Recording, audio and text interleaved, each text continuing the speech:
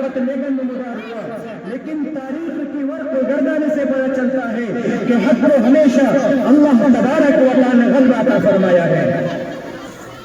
تاریخ کے طالب علموں کو معلوم ہونا چاہیے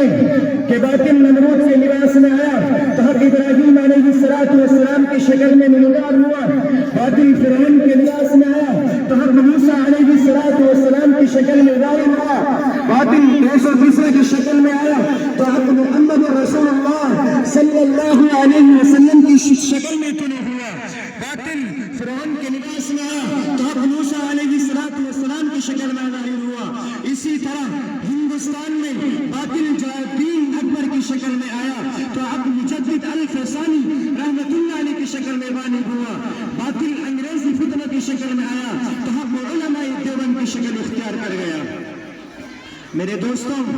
ہمیں روز روشن کی طرح یقین ہے کہ صحیح معنی میں حق کو جو دنیا میں جماعت قائم ہے وہ علماء دیوبند کی جماعت ہے کہ جس نے رسول کریم صلی اللہ علیہ وسلم کی سنت کے عین مطابق ہر باطل کا ہر طریقے سے مقابلہ کیا۔ انگریز آیا، اس کا مقابلہ کیا، اس کی ضرورت میں سے قادیانی آئے، ان کا مقابلہ کیا، پرویزی آئے، ان کا مقابلہ کیا، دشمنان صحابہ آئے، ان کا مقابلہ کیا، ہر دیے کے باطل جس لباس میں آیا دیوبند کا پرچم حق اس کے بالکل مقابل میں آیا۔ اسی کو شورش کی شمشیر نے کہا ہے، اس میں نہیں کلام کے دیوبند کا وجود ہندوستان پر احسان مصطفیٰ،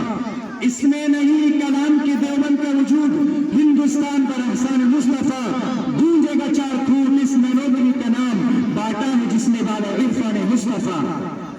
محترم حضرات، میں وقت کا خیال کرتے ہوئے اور تفصیل میں نہ جاتے ہوئے یہ بتلانا چاہتا ہوں کہ سن 1857 کے انقلاب کے بعد بالآخر انگریزوں کی دو قدمی کام آئی گئی اور مغلیہ سلطنت کا ٹمٹماتا و چراغ گل ہو گیا اور بہت سے لوگ خاک و خون میں تڑپنے لگے۔ علماء کرام کی ایک بہت بڑی جماعت جس نے انگریز اقتدار کے خلاف جہاد کا اعلان کیا تھا اور میدان کارزار گرم کیا تھا، ان نے حجت الاسلام مولانا محمد قاسم صاحب رحمۃ اللہ علیہ، عالم ربانی مولانا رشید احمد صاحب گنگوئی رحمۃ اللہ علیہ، حافظ دانش شہید تھانوی رحمۃ اللہ علیہ، مولانا منیر صاحب رحمۃ اللہ علیہ اور ان بزرگوں کے دوسرے احباب و انصار بھی تھے۔ ان سب حضرات نے شاملی کے میدان میں زیادہ شجاعت دی اور انگریزی فوج کا مقابلہ کھل کر کیا، لیکن جب ملک پر انگریزی اقتدار قائم ہو گیا تو ان سب حضرات پر بغاوت کے نام پر مقدمے چلائے گئے، طرح طرح سے انہیں پریشان کیا گیا۔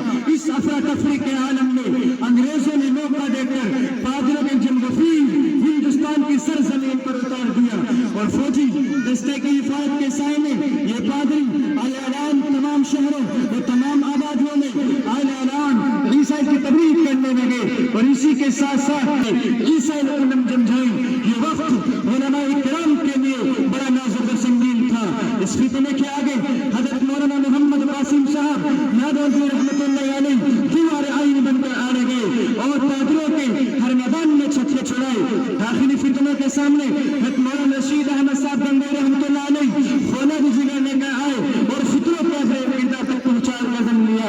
ان کے بعد ان کے جانشین حضرت شیخ الہند رحمۃ اللہ علیہ میدان عمل میں آئے اور تحریک ریشم رومان چلا کر انگریزی اقتدار کی جڑوں کو مسمہر کر گئے۔ ان کے بعد ان کے جانشین مرد مجاہد حضرت مولانا حسین احمد مدنی آئے اور انگریزوں کو ہندوستان سے بھگا کر دم دیا۔ حضرات، یہ وہ کارنامے ہیں جنہیں تاریخ کبھی فراموش نہیں کر سکتی۔ اگر یقین نہیں آتا تو جاؤ معاہدے کی طرح دیوار سے پوچھو کہ حضرت شیخ الہند مولانا محمود حسن رحمۃ اللہ علیہ کون تھے۔ کراچی اور انڈیا کی جیلوں سے پوچھو کہ سید حسین احمد مدنی کون تھے۔ جزیرہ عین نمان اور کالے پانی سے پوچھو کہ جعفر خان نیسری کون تھے۔ میان والی اور سکھر کی جیلوں سے پوچھو کہ سید عطاءاللہ شاہ بخاری کون تھے۔ ہاں ان درختوں اور زندہ خانے سے پوچھو جہاں پر حق بولنے والے پاکیزہ انسانوں کی لاشیں لٹکتی رہی، جنہوں نے دین و وطن کے خاطر اپنا سب کچھ قربان کر دیا، جنہوں نے باطل کے ہر چلان کو قبول کیا اور بے خوفی سے ان کا مقابلہ کیا۔ انہوں نے جان تو دے دی مگر باطل کو کبھی پیٹ نہ دکھائی، انہوں نے سر تو کٹایا مگر آزادی کے پرچم کو بھی سر نگونے ہونے دیا اور پورے عالم میں برسر آرام کر دیا۔ باطل سے دبنے والے دل سے دبنے والے، اے آسمان ہی ہم سوار کر چکا ہے امتحان تو ہمارا، تو عید کی امانت سینوں میں ہے ہمارے، تو عید کی امانت سینوں میں ہے ہمارے، آسان نہیں مٹانا نام و نشاں ہمارا۔ اللہ تبارک و تعالی ہم سب کو علماء کرام قدر کی توفیق نصیب فرمائے۔ وآخر دعوانا الحمدللہ رب العالمین۔